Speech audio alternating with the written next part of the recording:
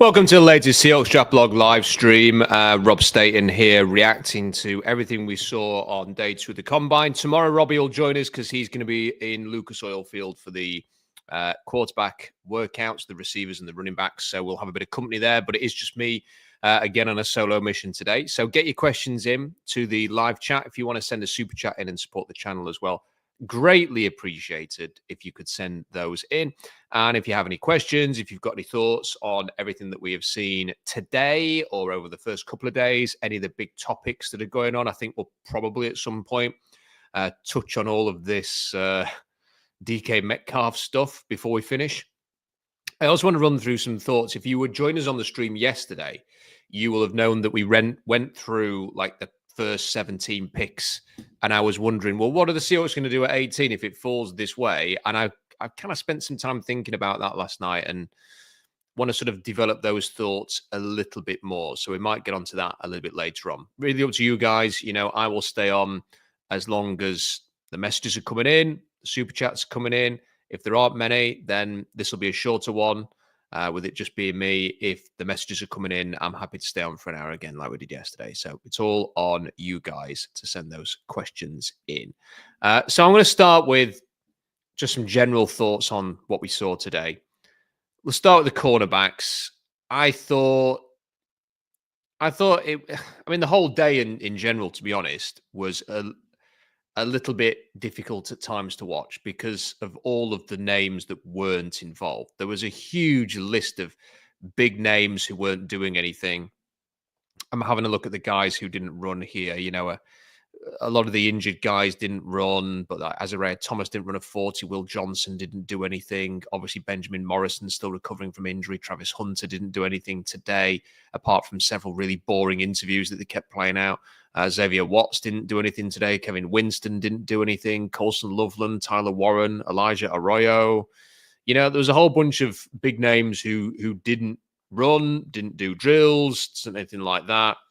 And I think that's a little bit frustrating. And it kind of it's getting to the point where the Combine has just changed so much from the Combine. I remember when I started doing this blog in 2008, the Combine was a very different event. Pretty much everybody did everything, apart from if you were injured. And now it's a very different event. And I suppose we're just all going to have to get used to that. And look, the nostalgic part of it is you just want to see everybody test, and you want to see everybody do the short shuttle and the 3-cone, and hardly anybody does that anymore.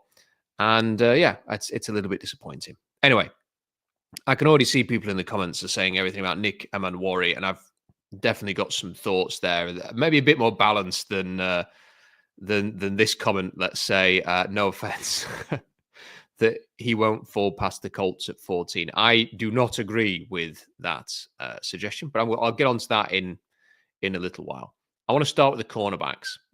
One of the things I always do when I'm sort of watching the cornerbacks at the Combine is, yeah, you know what? You can look at the testing with these guys.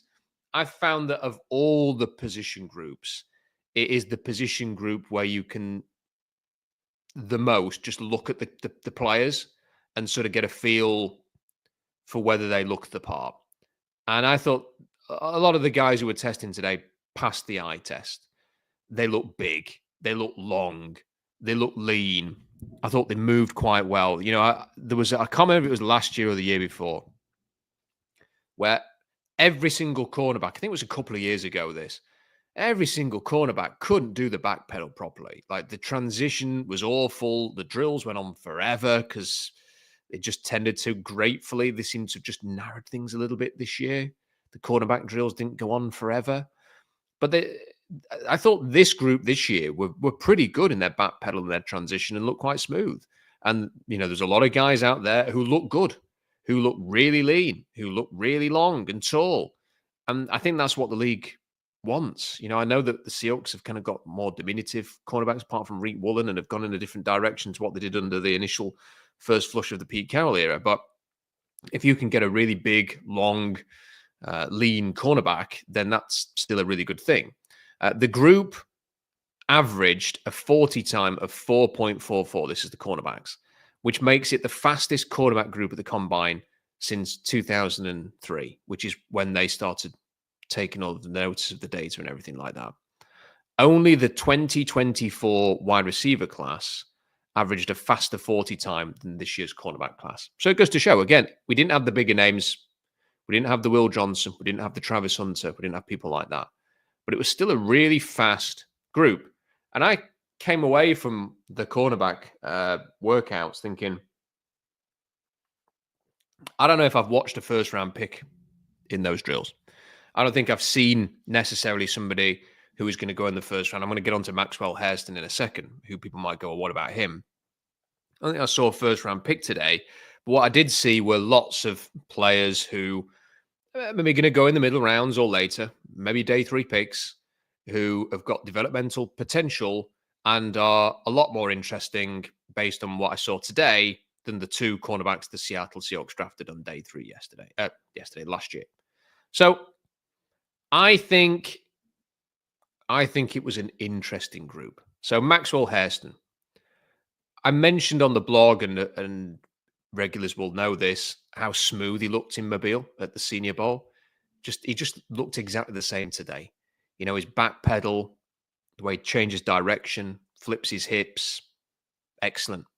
His 4.28 40 was the 5th fastest, tied 5th fastest amongst quarterbacks in the last 22 years. He just looks the part. Everything that he did, every drill that he competed in was superb. Corey has asked, I think this is in response to, did I not see a first-round cornerback today? I meant who actually worked out. Will Johnson didn't do any drills or anything. He didn't even run Corey. So that's why I'm not talking about him or Travis Hunter in this. Yeah, so there was a lot of good things with Maxwell Hairston. He reached 24.25 miles an hour in his run, which was the most, which is not a surprise when you ran the fastest 40 and the 5th fastest 40 in 22 years. The problem with Maxwell Hairston, and this is why he's not going to go in the first round, and you may well see mocks that put him in the first round after today. The reason that he's not going to go in the first round is his run defense is shocking. He missed, I've got the numbers here, 44.4% of his tackles in run defense. So nearly half of the run defense tackles that he faced last season, he missed. And if you are playing in a division against teams with quarterbacks who chuck it around the yard, then you may not be as concerned about that. You may think, yeah, do you know what? I can trust this guy. I put him on an island. He can cover. You may even say, do you know what? I've got linebackers who can tackle. I'm not as worried about the run defense aspects of this. So I'm not particularly concerned. Maybe you're a finesse team and you just embrace that and you don't mind it. You'll give up a bit of run defense to have a cornerback who's so smooth as he is and can cover very, very well. Personally, and I think I probably speak for Mike McDonald as well, I don't think they're going to be interested in a quarterback who misses nearly half of his tackles in run defense in a season. So I don't think he's going to go in the first round because of that. But I think it was Peter Schrager who said on the broadcast that he's a top 50 type of player. That's kind of where I've had him on the borderline of that. And I think what today does is it puts him into that mix of the top 50. So I wouldn't overcorrect too much. You know, if you see mock drafts that have Maxwell Hairston in the first round, I'm just saying, you know, just be a little bit wary that the run defense is bad. I really like the look of Darian Porter and the way that he tested. Now, the tape is the tape. You know, there's good moments and bad moments. There's a reason why he's getting compared to Reed Woolen. But purely based on what he showed today in the testing and the drills, long, languid, classic Pete Carroll Seahawks frame. He ran a 4.30 40, very, very good. A 1.5 second 10-yard split, 23.9 miles an hour in his run, second only to Hairston. You know, there's a lot of potential here. And he reached a top speed of 18.3 miles an hour on the W drill, which is the most important drill that they do. And that was the second fastest of any cornerback over the last 3 combines. And there's been some good guys, you know, drafted in the last 3 years. So I think Porter is somebody that is clearly not going to be, you know, a first or second round pick. I don't think he's probably going to be a third round pick either. But when you get to day 3, as we saw with Reed Woolen, you know, Reed Woolen has not been flawless. He's also had some really good flashy moments. And I think that's what Darian Porter's probably going to be like. So if you wanted to bring somebody in to develop who's a bit like that, then there you go. I don't know whether the Seahawks want another Reek Woolen. I think one might be enough, but I'm just saying that's who Darian Porter is, and I thought he looked pretty good. Caleb Ransaw is a player that I need to study a bit more. I've not done enough to give him a grade, so he wasn't on the horizontal board going into the combine. But what the view on him was, I watched a bit of his tape at the Senior Bowl. The view on him was that he was good in run support, probably is going to have to move to safety, and at best would be a nickel option. And the way that he ran, I need to get the number up here. So the way that he ran, if I can find his name on this list, he ran a 4.33, which is really good given that he's 200 pounds. So it's not like he's 175 pounds. You know, he's quite thick. His frame was quite thick. He had a 40-inch vertical. You know, these are really good numbers. 5'11". He doesn't have great length. You know, 13.5-inch arms, pretty much. He's got big hands, though. You know, nearly 10-inch hands. I just thought, watching him today, I thought, there's a player in there. You know, there is a player in Caleb Ransaw. And, you know, we were just talking about the bad run defense of Maxwell Hairston. Well, it's the complete opposite with Caleb Ransaw. You know, the reputation with him is that he has got good run defense. So he's a player that I'm creating a list of players that I need to go and study or study more. Caleb Ransaw's on there. Marquis Siegel, the safety's on there. Zeke Biggers, CJ West, Zar Frazier, Fadil Diggs, Tyler Barron. You know, these are all players that I need to go and watch more tape on after the combine. But he's definitely on that list. I thought he was intriguing today. And, you know, the run defense aspect of it with the plus athleticism makes me think that he's going to probably be higher on boards than I've been sort of anticipating. A lot of people have been anticipating. Azariah Thomas did drills but didn't run. I thought he looked pretty good. You know, he's not as smooth as Hairston or Porter, but you wouldn't expect him to be. He's a different type of player. Hips, I thought, looked acceptable for the type of player that he is. It's not, he wasn't taking an absolute age. It wasn't like a cruise ship turning around when he was in his transition. I thought he did pretty good. You know, I think for what he is, I thought that was all right. Now, I think we still need to see a 40 time. He can't run a 4.65 and expect to go in the top 40. But, you know, it depends how much you want to give him the benefit of the doubt. On tape and at the Senior Bowl, I think he was a top 40 pick. Not running, I don't think he showed, wow, we've got to take that guy in the first round talent today. But I also don't think he did anything to hurt himself. So we need to see how he runs, which I'm guessing he will do at his pro day. A few other players to mention. I thought Bilal Kone, back pedal was quick, high pointed the ball well in the air. Thought he was good. Dorian Strong, big old frame, very tall, just likes the look of his build, passed the eye test. Although an average athlete for the position, but he just looks the part. Jacob Parrish, did not expect him to run a 4.35, but he did. Explosive 37.5-inch vertical, 10.9 broad. You know, there's a player in there, short, yes, but he is somebody round 3 maybe that could provide some value. And then Noah Williams, who had the fastest speed on the back pedal drill of 20 miles an hour of any of the cornerbacks at the combine. He was the only cornerback that got over 20 miles an hour. So he's another player that I'm going to add to the list of I need to watch more of. So I think there were players there that were interesting. You know, it just lacked that. You know, if Travis Hunter's out there performing instead of boring everybody with the interviews, if Will Johnson's out there actually doing stuff, it becomes a much more interesting group.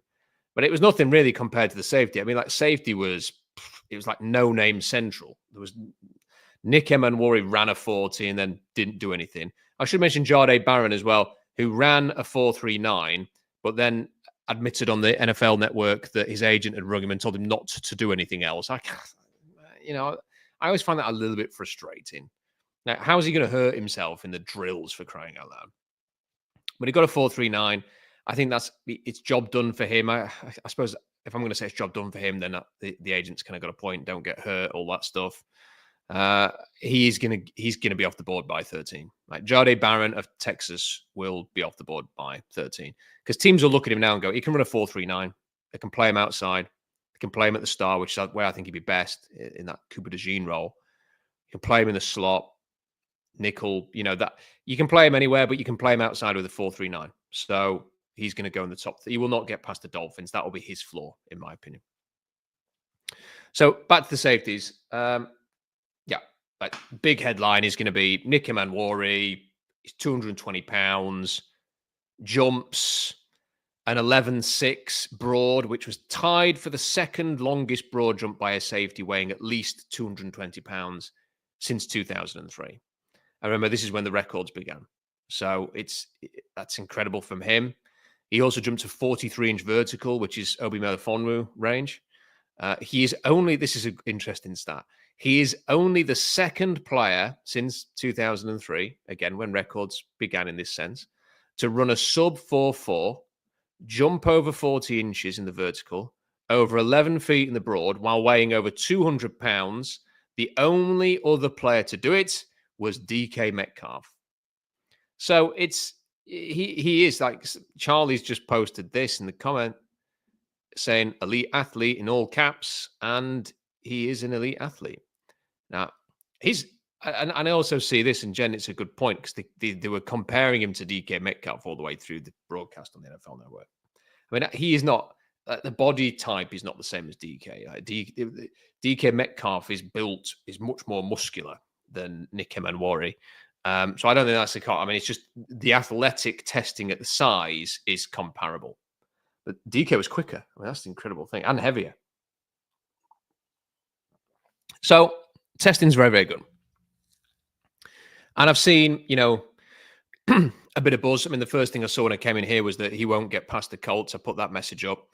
Seahawks fans are saying, hey, look, really good player. Got to think about taking him at 18 now in the first round. Just steady on. Just calm yourselves. Just take a step back here. Again, you don't want to count this twice. Same as Shamar Stewart yesterday. We all knew that Nick Emanwari was a brilliant athlete. So the fact that he's come and done what we all expected, we don't then have to boost him even higher. Like, the reason why Nick Emanwari was being talked about as a potential late first-round pick was because of the athleticism. And now that he's confirmed to be a great athlete, if it was in ever any doubt, we can't then stick him an extra 10 picks higher. Like, that's the reason he was there. So here's what I would say. When I was watching South Carolina, I watched a lot of South Carolina last season. The defense was great fun to watch. Physical, tough, the kind of defense you want to witness. What I would say is the force impactor on that defense was Demetrius Knight, the linebacker. He was the guy who jumped off the screen. And then, Cal Kennard had a lot of plays. Tonka Hemingway and TJ Sanders made a lot of plays from the interior. And then you had Emanwari, who had some big splashy plays, a couple of pick sixes, one that was called back with a terrible call against LSU. It's a good player. You could see his range for his size. It was really impressive. He can move and cover ground very quickly for his size. What he doesn't, he's not a big hitter. I think this is the thing. People are going to go, oh, could he be Cam Chancellor? Stuff like that. Not a big hitter. And doesn't play with the field IQ of Kyle Hamilton. Now, I think he can be a Hamilton because he's got the size and he's so versatile. But I don't think he is of the level anywhere close to Kyle Hamilton, who was the best player in his draft and fell because he had a bad 40-yard dash. He's not got the instinct of Kyle Hamilton in the slightest. And like I said, not a big hitter. He didn't miss many tackles, in fairness to him. His missed tackle rate is, I think, about 7 or 8%. And run defense was about a 73 grade from last season. He is, I think, a solid player and an elite athlete. Do I think if you draft Nick Emanwari, is he going to turn the Seahawks defense into like the next level? He's going to take them to the next level. I'm not sure on that. I think the thing that will take the Seahawks to the next level on defense is a game-wrecking pass rusher. It's somebody who can be a 15 sack individual or someone who just blows up the interior. And I don't think, I just don't think having someone like Nick Manwari, I think he's a more athletic Jeremy Chin. I just don't think adding him is what elevates the defense, because he is essentially, the calling card is great athlete for his size. It's not the instinct. It's not soul destroyer like Cam. So I'm not going to pitch for Gotts to take him in the first round. I don't think he'll be best player available at 18. I'm not even sure after trading down, he would be my first preference there. But, I feel a little bit like I'm just pouring cold water on the guy after he's had a great combine. It's just because I know where this is going to go, because I could see it in our comment section already, people saying he's not going to get out of the top 15. I think he's going to go somewhere between, I can't remember who's picking where. He's going to go somewhere between probably Minnesota, or probably somewhere between Minnesota at 24 and somewhere in like the first 5 to 8 picks of the second round. So there's quite a range there, but that's kind of where I sort of see him going, and I think that's a fair enough assessment. So that's where I would go. We've got a couple of super chats. I'm going to come to them very, very shortly. But I've keep those coming in, and like I say, I'll stay on until I've answered all those, done all the super chats. If you've got any questions, send them in via super chat. I will come to them, and I'll stay on the stream as long as you're sending them in. I just want to cover Malachi Starks before I get to the two that have come in. So he didn't run a great 40, and for a 4.50 at his size, 197 pounds is not good. He only jumps a 33-inch vertical. It paints the picture of a very modest athlete for his size. He still ran faster than Brian Branch, who's been a very good player. I thought Branch was a bit more physically, he's a bit more tenacious than Malachi Starks is. I can't get the idea of him sort of Riley Leonard leaping over him at the end of the game against Notre Dame in the playoffs. He is not a force impact player as a safety. But the thing I would say about Malachi Starks is you could see in the drills that he can move around the field. It's going to be a real battle for teams to determine the physical testing, the upside and the ceiling, versus when I watch this guy move, I can see he moves faster than the testing suggests. He did look sharp during drills. He did adjust very nicely to the football in the air. He changed direction very, very well.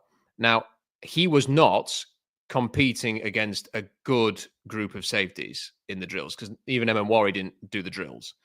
So it was probably a bit easier for him to shine than it otherwise would have been if there were some of the better players actually doing the workout as well. But on the gauntlet drill, the line drill, W drill, and the Terrell Austin drill 1, he ran the fastest in all of those drills among safeties. So I think there's a bit of context to that with a number of players who didn't test. I think obviously his marks are poor. What I would say to this is I still think there's a chance he's good. I've thought Baltimore late in the first round would be a good fit for him. They're going to cut their safety in the next few days, Williams, and I think he would be a good fit for them. And I still think that now. And, they've had Kyle Hamilton fall and take advantage of that because of a poor 40, and they might do the same with Malachi Starks. And he's the kind of player that the Ravens take, and he's the kind of player that they need. So again, I wouldn't overreact too much to the testing with Malachi Starks, because I thought the drills were very, very good.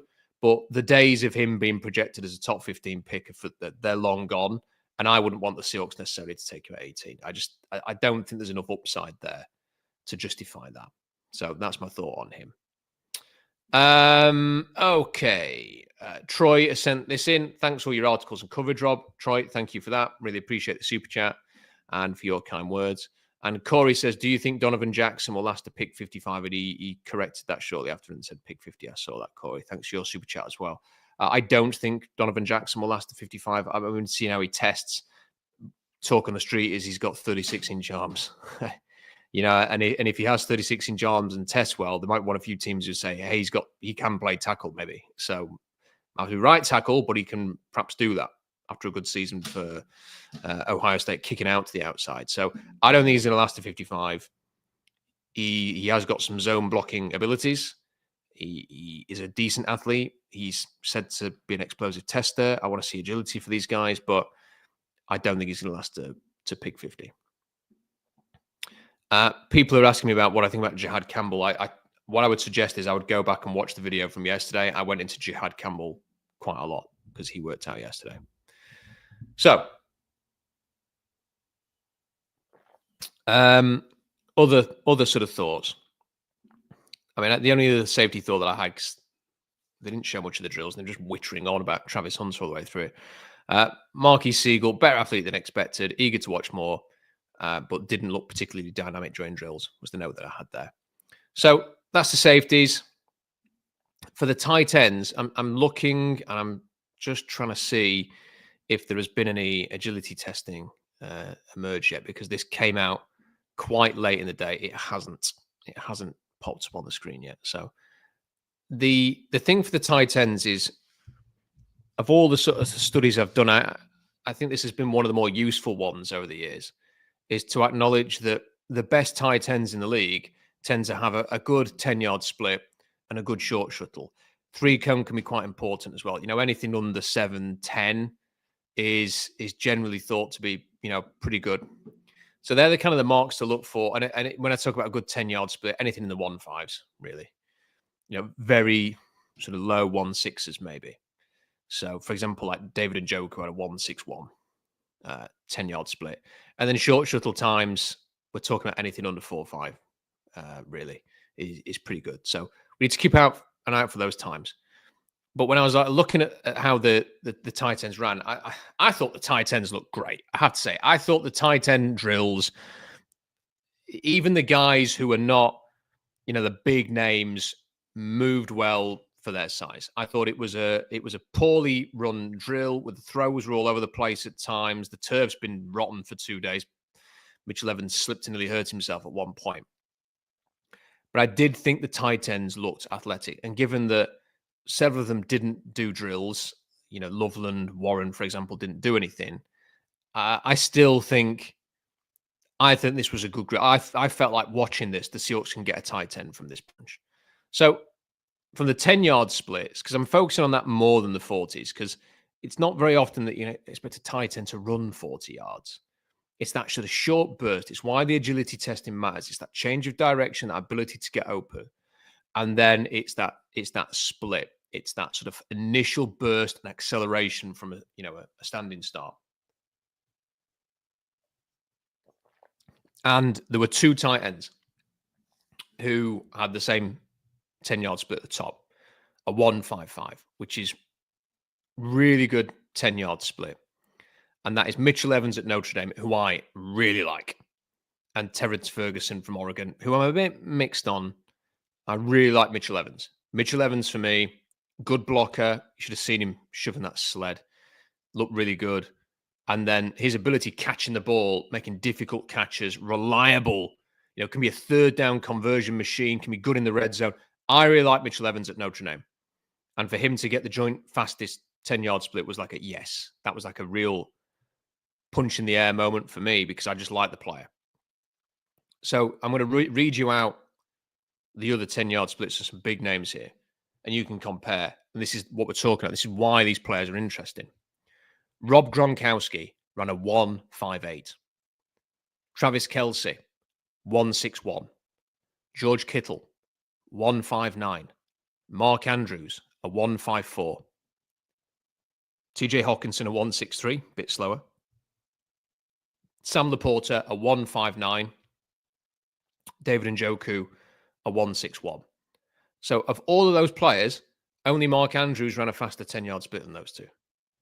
That's why I'm excited. Now, come on, guys, go and run a short shuttle right now. I hope they're doing it right now. And a 3-co. Give us that agility testing. Give us those data points.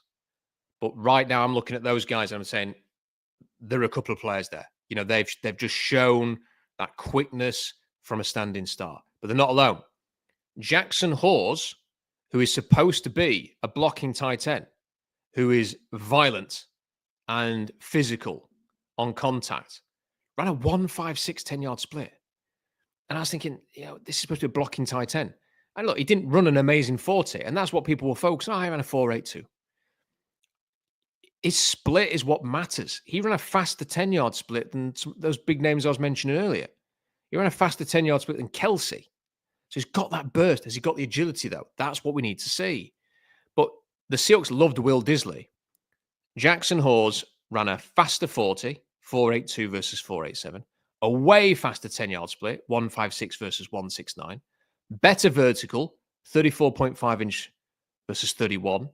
Miles better broad, a 10.1 versus a 9.3.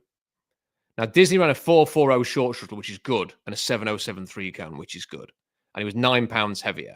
But, Hawes, he's an athlete. He is not just a big blocking tight end. He is an athlete. I'm going to be moving him up around off the back of this testing because I didn't realize he was this kind of an athlete. Big frame, solid muscular frame. Moves well for his size in the drills. Caught the ball away from his body. Extended his hands to the ball. Plucked the ball out of the air. Very important. Didn't just let it come into him. Went up and got the football. Jackson Hawes a big winner today for me. Really, really good. Mitchell Evans a big. Look, I've mentioned Mitchell Evans as testing. I thought he looked really good in the drills. He just looked natural running that gauntlet. Really smooth. Presented his hands nicely to the ball as well. Caught it away from his frame. Quick, sharp. Mitchell Evans, really, really good. And then, so the other players who did well in the splits, Harold Fannin Jr., 156, good from him. CJ Dupree, I did not expect that from him, a 156. They're the players that really sort of stood out with the way that they sprinted off the line.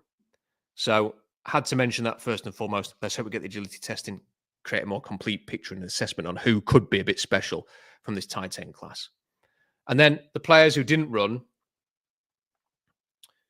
actually, there's a couple of players who did run I want to come on to as well. But Mason Taylor was just fantastic. That was the best gauntlet drill I've ever seen. It was unbelievable how he kept in that straight line and didn't move off the spot and caught the ball. Just the way that he moved from side to side to catch the ball whilst keeping his feet straight, running at full pace. It was the best gauntlet drill I've ever seen. Not hyperbole, best I've ever seen. And it just looked like such an easy mover. It's just so effortless for him. Just a natural football player, which is not a surprise given who his dad is, Hall of Famer, as a pass rusher. Mason Taylor, he could go in the first round. I mean, he's going to run a 40. We need to see that. We need to see the testing, which presumably he'll do at LSU. Fantastic. Absolutely. Sometimes you just watch a player and you go, they were born to do this. And he is. Incredible day for him. Luke Lachey, people have asked about him.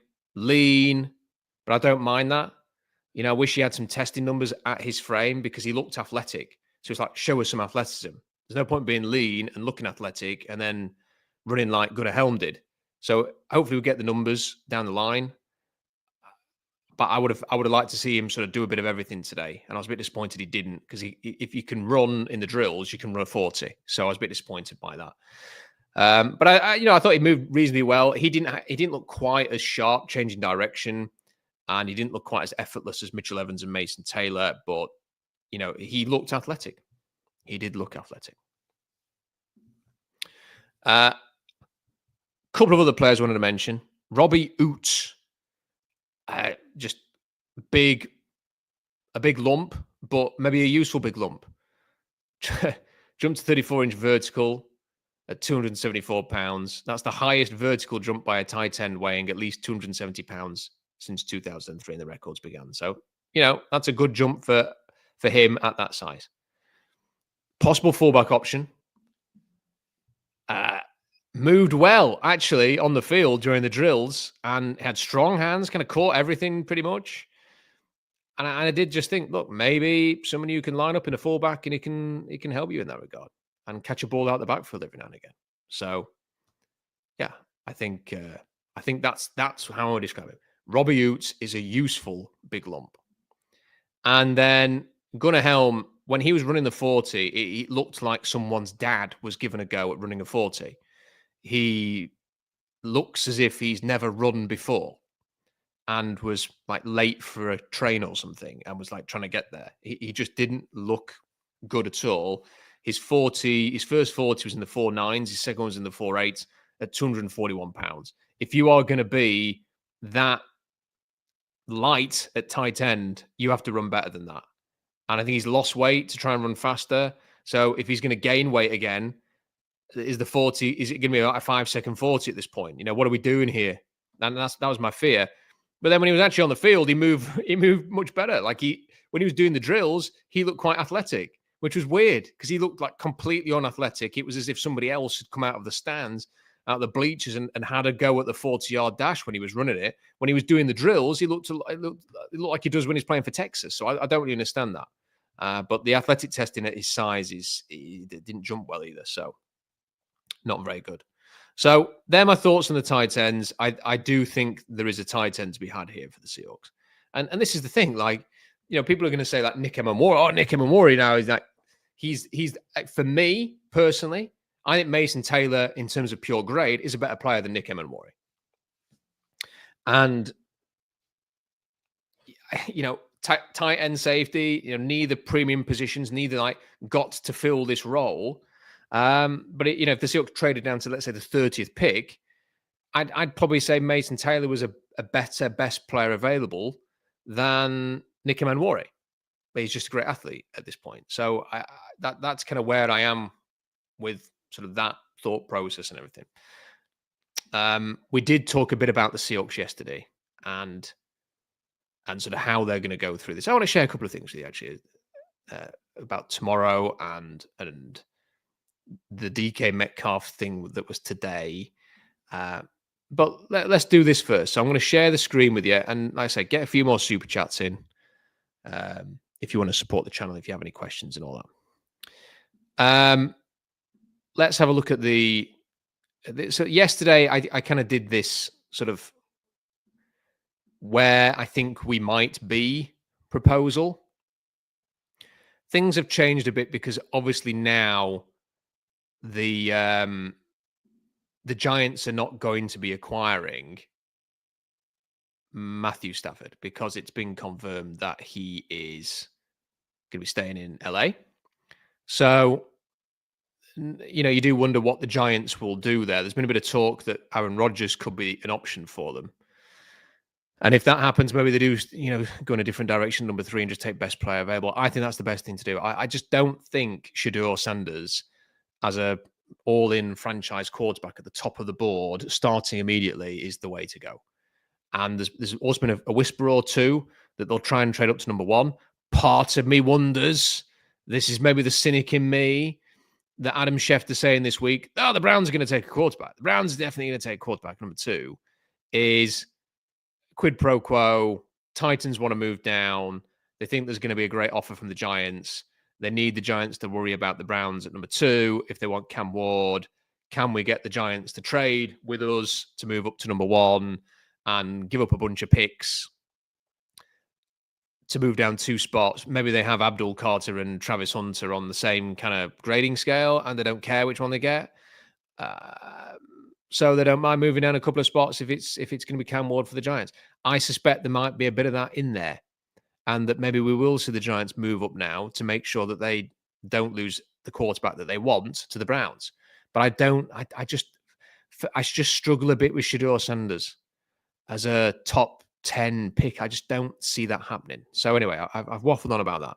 But this is kind of what I was going for here. And then Warren to the Patriots for Drake May. I'm a bit worried about Mason Graham not testing, and his size wasn't great, length wasn't great. Ashton Genty, for me, is the best player in the draft in terms of pure grade. I really like Colston Loveland, Jalen Walker, Jahdae Barron, Will Campbell. If you're wondering, I talked about this a bit more yesterday. So if you're wondering why I've gone with these picks, go and watch the video from yesterday, including Marion Hampton. There's just too much smoke for there not to be any fire on that one. And then we kind of got down to Jahad Campbell at 15, Booker at 16, Green at 17. And I was saying, this would be a difficult place for the Seahawks to be because I think they'd be interested in Booker, Campbell, Johnson, Membu, Barron, Walker, Loveland, and they're all gone. And when you get to this point, what do you do? Who do you pivot towards? And I'm not sure that Michael Williams is their kind of guy. He's been too injured. His production it's not been consistent enough. I don't know if Kelvin Banks is the best option for the Seahawks, having reviewed the tape at the weekend. I've already talked about that. I don't think they're going to take Nick Warrior at 18 and stuff like that. And after I'd done the stream yesterday, I kind of just went away and thought, who is the best player available here? And I kind of just, I do wonder a little bit whether it could be. I need to watch. I need to go back and watch Shamar Stewart again because I've not revised his tape yet. But my idea on his tape was I was annoyed at how often he was spelled. Like they spelled him too much for a player who is going to come into the NFL and be a dominant pass rusher. You get 2 series in and you go, right, Shamar's not on the field anymore. Why? Like he's done 2 series. He can't be tired. So that would happen. And he would be disruptive sometimes and not finish plays. He's not got a lot of production. And it's how do you turn that disruption into pure production? His pressures, he had like 21 fewer pressures than the Boston College pass rusher and Braden Swinson. So even though it's not just about sacks, he didn't have pressures either. And his pass rush win percentage isn't very good. So is he just a great athlete? Or is he actually someone who can turn into being a great player? Physical tools suggest potential for greatness. We've seen Daniil Hunter have a bit of an indifferent college career and then achieve a level of greatness. I don't know whether Shamar Stewart can be that and how prepared the Seahawks would be to take a chance in him at 18 to do that. But he could be an option for them. And then the more I think about it, Donovan Eze Ruaku could be a target for them at 18. He could be. Like they wanted a 4th wheel last season. They were keen to get Darrell Taylor back to give him a go under Mike Macdonald. And then once they got rid of Darrell Taylor, they immediately traded for somebody in Travis Gibson who never played, but they wanted to get that extra pass rusher in there. Uchenna and Wosu can't stay healthy. I think they want another pass rusher. Now, the 18th overall pick is a high pick to spend on somebody to just basically a rotational edge. So the player that they bring in has to have the ability to be really good. But then I'm just thinking about pure grading here. And I just wonder a little bit whether he might be somebody who ends up with a legit first-round grade. Because Derek Cole got a first-round grade from the Seahawks. And his testing, he's a big, bulky guy. People didn't expect him to run fast. He had a 1.5 split, which is quick in the elite at late range. It was like 1.5. I think it was like late 1.5s, so about in a 1.60. And he ran a 4.22 short shuttle. Now, Eze Raku ran a 4.19 short shuttle. He didn't run the 40, and hopefully we'll do that at Boston College. He's got long arms. His run stop responsibility percentage was the joint highest amongst edge rushers with James Pierce. Good character. We know that matters to them. And he just finds a way to get into the backfield. He consistently finds a way to get into the backfield. 16.5 sacks last season. Whole bunch of pressures. Good pass rush win percentage in the 18-19% range. And it won't be the flashiest pick. It will not be exciting. It's not a workout warrior like Emanwari. It's not just the next offensive lineman that's left. People might be a bit more reassured if they just go and say Kelvin Banks. I'm not saying that they will take the Boston College pass rusher here. I'm just saying it's a name to keep in mind. His 4.19 short shuttle is really good for a player of his size, of his abilities. And it shows up on tape. His ability to avoid blocks like he's on ice skates, just gliding away from these blocks, rushing the edge, dipping inside, stunting very, very well. He is a very intelligent pass rusher. Now, he is not Myles Garrett, 270 pounds, going to blow up the game. And maybe Shamar Stewart is more likely to do that. But what I would say about Eze Ruaku is in this kind of a scheme, I can see him being very productive, especially where you are manufacturing pressure from other areas to create one-on-one opportunities for him. And that's when he excels. if you can get him 1v1 against the tackle, it doesn't matter about the power or anything like that. He's very, very good at dodging blocks on tape. They didn't have the best Senior Bowl. I get that. It's not the be-all and end-all, though. On tape, the tape is what the tape is. So that's all I wanted to say on this. We'll maybe come back to this as we go along on the stream, and I'll get Robbie's thoughts on it as well. I'm just saying that was sort of a thought that I wanted to build on today. And I can see it. Like Corey's already said here, I'd rather get Stewart than the BC kid. And I'm sure a lot of other people will. But I'm telling you now, one of them had 16.5 sacks last year, and you can see him getting open away from blockers and getting into the backfield and create a whole bunch of pressure and making plays and helping Boston College actually be better than they had any right to be last year and being a bit of a game changer for them. And then you've got another guy who looks the part but doesn't play the part.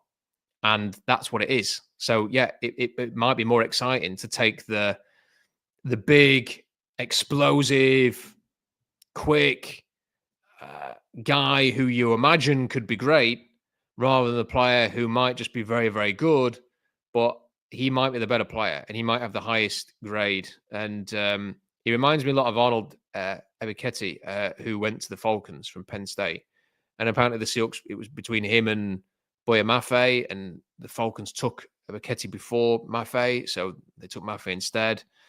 So they've liked that kind of a player before. They like Derek Hall. His testing is very similar. I'm just saying. I'm not saying it's necessarily my choice. I think Gray Zabel is someone who still should be in the conversation if he tests well this weekend on Sunday. I'm not saying it's my preference. I'm just saying that's the kind of player that in the past that they've had some interest in, and it's possible that they could have interest in him again. Right, a couple of other things to finish on because the super chats have dried up. I was speaking to somebody who is in the league, and I was talking to him about a few things, and one of the topics that came up was Will Howard, and I'm just going to pass on what was told to me by this source and present it to you, and you can do with this information what you will. Most NFL-ready quarterback in the draft, football IQ off the charts, passer not a thrower, has great touch, understands how to layer the ball to intermediate and down the field. Other guys have bigger arms, has some technical improvements to be made, but that is being worked on. So I'm just saying, he might be somebody who, as this process goes along, is worth keeping an eye on. I can't remember what the exact number was. It was something like a 97.4 out of 100, his QBR in the 4 playoff games. And that is crazy. It's crazy to have a QBR that high in 4 playoff games. The 4 biggest games of the season against tough opponents. It's just, they're playing at Oregon and Texas, Notre Dame. These like big games, and he was nearly perfect according to QBR. And that has been indicative of going high in the draft when you had a good QBR. Now, he didn't have that in the regular season, and that's a point that has to be made as well. But as the season went on, and bear in mind that was his first year at Ohio State, he really stood out in the playoffs. And this is a guy who's not just had success with Ohio State. He won the Big 12 with Kansas State. They've only ever won the Big 12 3 times since the turn of the century, and he was one of the 3 is when he was at quarterback.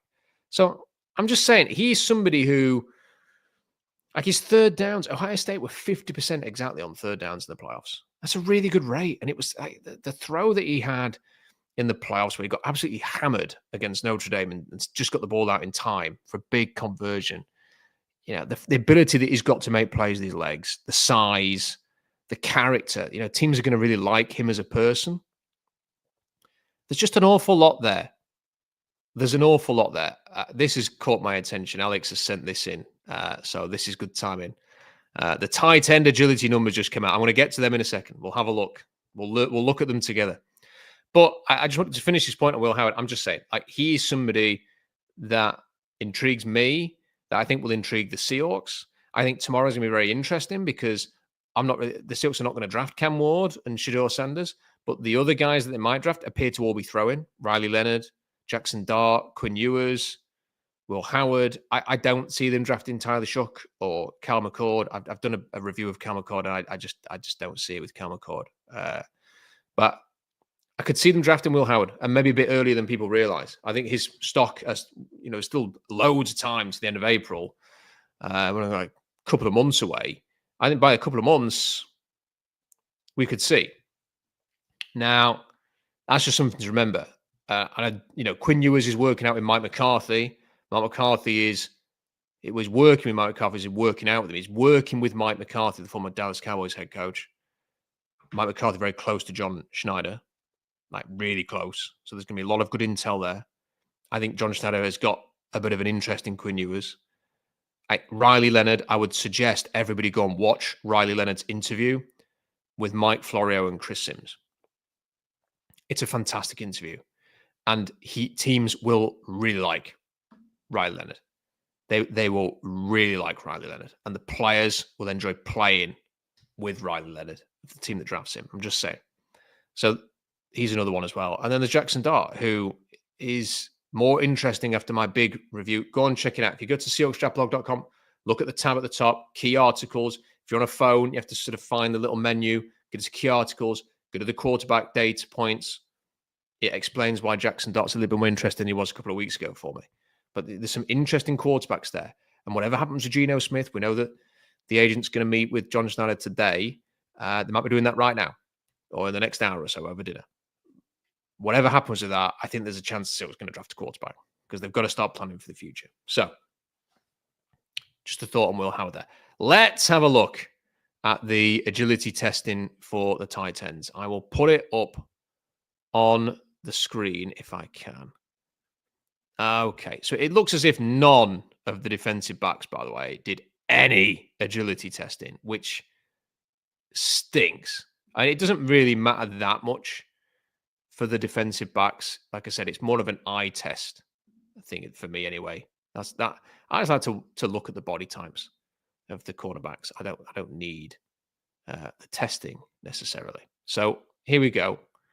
Here is the screen. Let's go down to where the agility testing is. So Jalen Conyers, that's what we're talking about. So he's got a 1.62 10-yard split, which is very, very good. Well, it's not very, very good. It's acceptable, I should say. Misspoke. What is very good is the short shuttle and the 3-cone.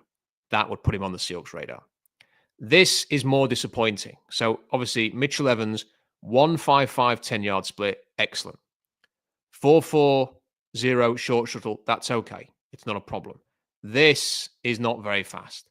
7.10 or quicker is what you're looking for. That's a bit too slow for comfort. Maybe he can do that again at Pro Day. That if that was a 7.05, I'd be saying Mitchell Evans, bang, definite option. Not with those times. Harold Fannin, 1.56 10-yard split, spot on. 4.39 short shuttle, spot on. 6.97 3-cone, spot on. Those are the times that will make you a high pick and give you a chance to be a success in the NFL. Thomas Fidone, 1.57 10-yard split. Yep, tick. 4.29 short shuttle, tick.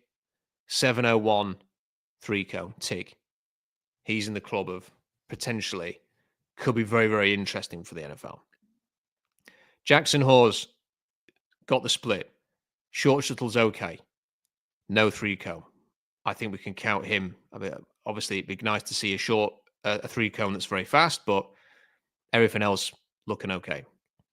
Gunnar Helm, not terrible times for him given everything that's happened with the 40 and the 10, but still a bit slower than necessary. Luke Lachey, 4.47 short shuttle. It's not the end of the world. 3-cone's a bit slow, though. That's not great news from him. Robbie Oots, yep, we're definitely in fullback territory here with these times. Joshua Simon's time's not very good either. So that's it. We haven't got a lot of data. Who else could have potentially did when it didn't? Would have been nice to see Aronde Gadsden do it. Terrence Ferguson's obviously not done it, which is frustrating. Yeah. So CJ Dupree's not done any of that. So there we go. So I would say from that, Jalen Conyers, Harold Fannin Jr., Thomas Fedoni, Jackson Hawes, very, very interesting. Mitchell Evans would have been if he'd have run a slightly faster 3-cone. So that's what I would say for that. I wish more of them would have done it. Someone has asked, what site is that? If you Google Combine IQ, you will find that. It's on the NFL's website. It's a great new addition for the Combine coverage this year. So I would go and check that out if you want to get all that data. But there we go. Those are my thoughts. Right, as soon as the comments have dried up and the super chats dried up a long time ago, I am going to wrap up with a quick thought on this DK Metcalf thing that's been doing the rounds today. No disrespect to anybody who's reporting this, but I, like everybody else, I saw the report from Corbin Smith saying that the Seahawks had talked to teams about potentially trading DK Metcalf, and that the Packers felt like they'd got the framework of a deal to potentially get something done. And then he was talking about how the Packers could trade Jair Alexander to recoup some of the stock, which is why they were prepared to be aggressive and like potentially give a 23rd overall pick for DK Metcalf. Jair Alexander is like practically untradeable. Like if you were going to trade for him off the back of all the daftness off the field and the injuries and everything like that and the bad play, you'd be talking like late round pick, conditional pick. So the Packers are not, that's the first alarm bell on this report, is that if the Packers think they can get something back that will make it more palatable to trade everything for DK Metcalf, it's not going to happen with Jair Alexander. It's just his better days have been and gone. And NFL teams do dumb things all the time in terms of trades. Cough Jamal Adams. But I don't see anybody like Jair Alexander just feels like a little bit of a spent force at this point. So and salary and everything like that, I think he's more likely to be cut than traded. So I that was the first thing that made me think, yeah, I'm not sure about this. And then the other thing is that, again, respect to Corbin and the Packers guy, they both do the Locked On podcasts for the Seahawks and the Packers respectively. But, the whole NFL media landscape and the whole NFL world have been in Indianapolis for the last few days. I just find it a bit hard that we've not even had a whiff of any smoke on DK Metcalf. There's not been a single person even talking about DK Metcalf's future with the Seahawks, apart from when John Stanley has been asked about it, and he sounded totally bemused by why he was getting asked about it. He doesn't seem to understand that this is an internet thing, and has given no indication whatsoever that they'd be interested in trading for him. Apart from that, there's not been any reports. We've not heard anything about teams being interested or even like his name tossed out as a trade candidate at all. There's just been nothing. And, the idea that the Rappaports and the Schefters and the Glazers and the Schultzes and the Jeremy Fowlers or the Diana Rossinis of the world would not have anything on this, and two Locked On podcast hosts would break what is pretty much the biggest story of the Combine, with maybe the possible exception of the Matt Stafford saga, which always kind of felt like a bit of an over-egged story from the beginning. Again, it just doesn't seem to pass the smell test for me on that. And if it is proven to be accurate, if they end up trading him to Green Bay for the 23rd overall pick, I'll be the first one to come on here and go, fair play. But the term "there's no smoke without fire," I think it often means something. And when Russell Wilson was traded, there was a ton of smoke, wasn't there? And there's no smoke on this. Absolutely nothing. Nada. So I have a hard time. I've got a hard time thinking that there's anything in this. And my expectation, and I think most people's expectation, is that they'll get a deal done. And we talked about this. Brandon Ayuk's contract is it's massive. It's a massive contract, isn't it? And yet, when you break it down, the cap hits quite low next year and the year after. So you could structure a contract like Brandon Ayuk's. You guarantee DK Metcalf quite a lot of money, but the cap hit comes down for this year and next year. And then in a couple of years' time, you can potentially move him then. He's still be 29. It just sort of moves things down the road. And that's kind of what I thought was the framework for a deal. And that makes a lot more sense than trading him now and then sort of being like, right, what do you do now? And the fear that I have at the moment is that the trade him away and it becomes Frank Clark part 2. You then don't make the most of the picks. Frank Clark went off and won 2 Super Bowls with the Chiefs and was pretty good.